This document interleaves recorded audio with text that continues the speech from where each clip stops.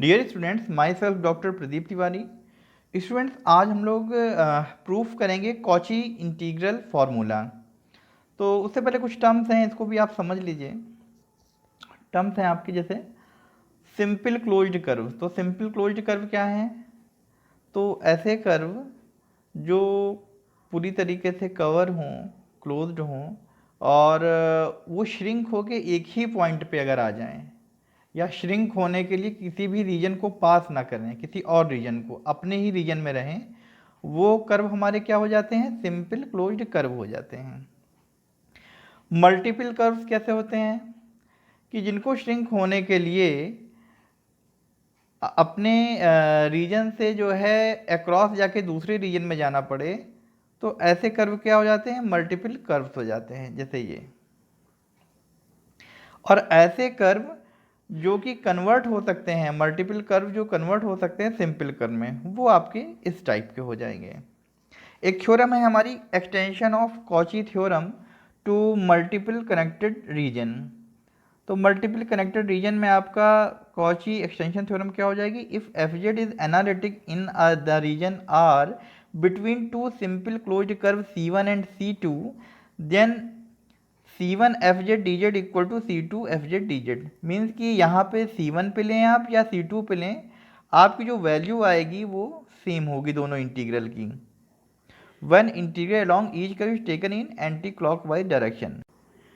Students, अब Cauchy integral formula, इसका statement है if f z is analytic with in and on a closed curve C and A is any point within C, then fa equal to 1 upon 2 pi I integral C fz upon z minus a dz, और integral C fz upon z minus a dz equal to 2 pi I fa। तो इतना समझ लीजिए कि fz हमेशा क्या हो? आपका एनालिटिक हो। कर्व कैसा क्या हो? क्लोज्ड कर्व हो। ए क्या हो? ए ऐसा पॉइंट हो जो कि कर्व C के इनसाइड हो, उसके अंदर होना चाहिए, और उस पॉइंट पे हमारा फंक्शन एनालिटिक नहीं होना चाहिए। जैसे पॉइंट ए है, यहाँ पे एफ जेड एनालिटिक नहीं है। Consider the function F Z upon Z minus A which is analytic at every point within C except at Z equal to A. ठीक, अगर ये सारी कंडीशन हमारी फॉलो करती हैं, तब हम लिख सकते हैं कि f a equal to 1 upon 2 pi i integral c f Z upon Z minus A D z. या ये भी कह सकते हैं कि integral c f Z upon Z minus A D Z equal to 2 pi i f a. अब students क्या करेंगे हम सब कि सर्किल सी पे हम लोग एक इसके इनसाइड एक सर्किल और ड्रॉ कर लेंगे। Draw the circle C1 with centre A and radius R such that C1 lies entirely inside C.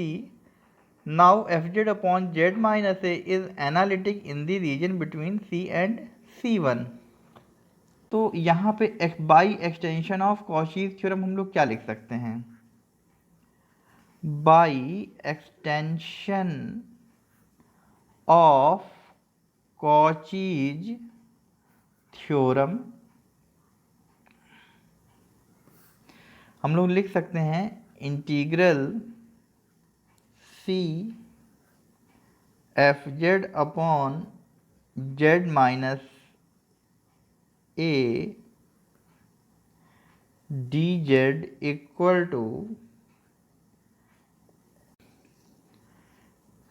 Eight C1 f Z upon Z minus A D z. मतलब जो सी पे वैल्यू आएगी वही आपकी C1 पे आएगी, और एफ जेड आपका हर एक पॉइंट पे एनालिटिक है एक्सेप्ट पॉइंट ए। अब हम लोग लिख सकते हैं इसको इंटीग्रल C1 एफ जेड, यहाँ पे हम प्लस एफ ए और माइनस एफ ए कर देंगे, upon Z minus A D Z. तो integral C F Z upon Z minus A D Z equal to ये हो जाएगा आपका integral F Z minus F A upon Z minus A D Z plus at C1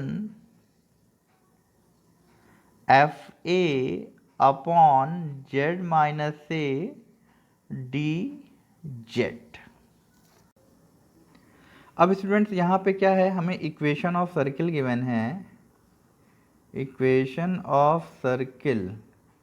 तो circle की equation क्या होगी यहाँ पे कि सेंटर ए है और रेडियस आर है, तो हम लोग लिख सकते हैं सर्किल, इक्वेशन ऑफ सर्किल, ये पहले के वीडियोस में है भी, mod z minus a equal to are.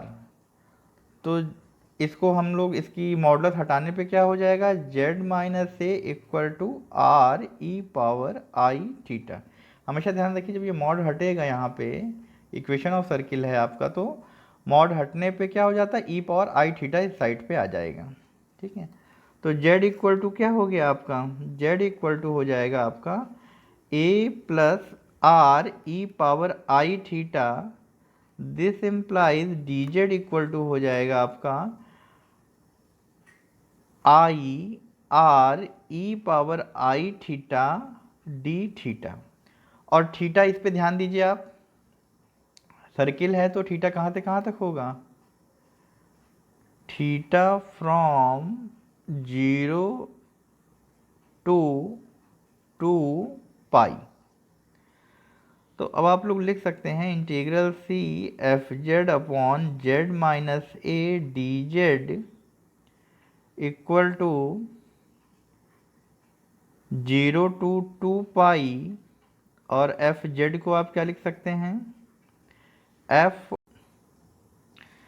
अब स्टूडेंट्स यहाँ पे क्या था, एफ जेड है तो जेड की प्लेस पे क्या हो गया, A plus R E power I theta, और क्या है आपका माइनस एफ ए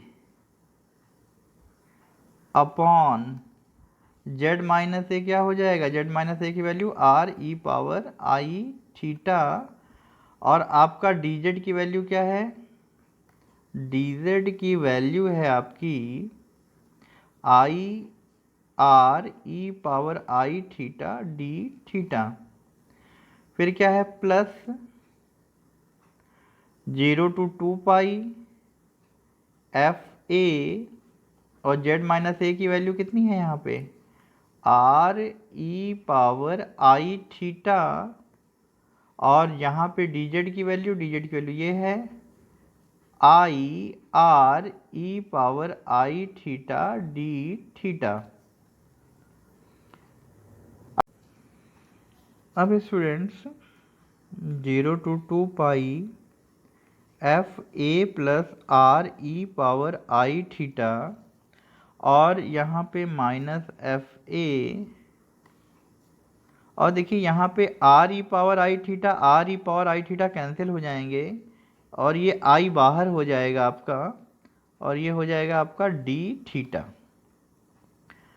प्लस यहाँ आर ई पावर आई थीटा, आर ई पावर आई थीटा यहाँ पे भी कैंसिल हो जाएंगे, तो यहाँ पे स्टूडेंट्स आर ई पावर आई थीटा कैंसिल आउट हो जाएंगे, आई भी बाहर हो जाएगा, एफ ए भी बाहर हो जाएगा,